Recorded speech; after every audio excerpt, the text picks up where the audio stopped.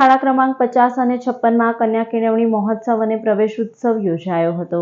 ભરૂચ શહેર અને તાલુકાની વિવિધ સરકારી શાળાઓમાં શાળા પ્રવેશ ઉત્સવનું આયોજન કરવામાં આવી રહ્યું છે, જેના ભાગરૂપે ભરૂચ શહેરના ગાયત્રીનગર મિશ્ર શાળા ક્રમાંક 50 અને 56માં કન્યા કેળવણી મહોત્સવ અને પ્રવેશ ઉત્સવ યોજાયો હતો, જેમાં જિલ્લા સમાજ સુરક્ષા બાળ પ્રતિબંધક અધિકારી અલ્તાફ મંડોરી, નગર પ્રાથમિક શિક્ષણ સમિતિના અધ્યક્ષ અશોક બારોટ, શિક્ષણ સમિતિના સભ્યો રાજેશ પટેલ, ભરત ભટ્ટ, વોર્ડ નંબર 4ના સભ્ય જિજ્ઞેશાબેન પટેલના હસ્તે બાળકોને શાળા પ્રવેશ કરાવવામાં આવ્યો હતો।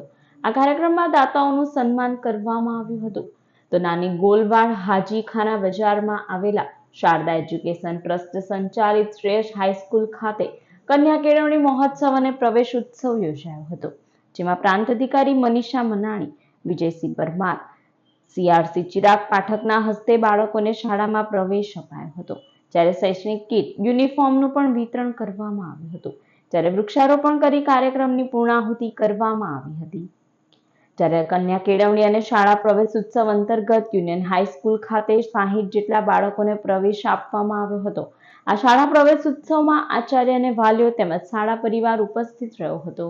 ધ પ્રોગ્રેસિવ હાઈસ્કૂલ શાળા ખાતે કન્યા કેળવણી મહોત્સવ અને શાળા પ્રવેશ ઉત્સવની ઉજવણી કરવામાં આવી હતી, જેમાં જિલ્લા પંચાયતના કારોબારી અધ્યક્ષ ધર્મેશ મિસ્ત્રીના હસ્તે બાળકોને પ્રવેશ આપવામાં આવ્યો હતો।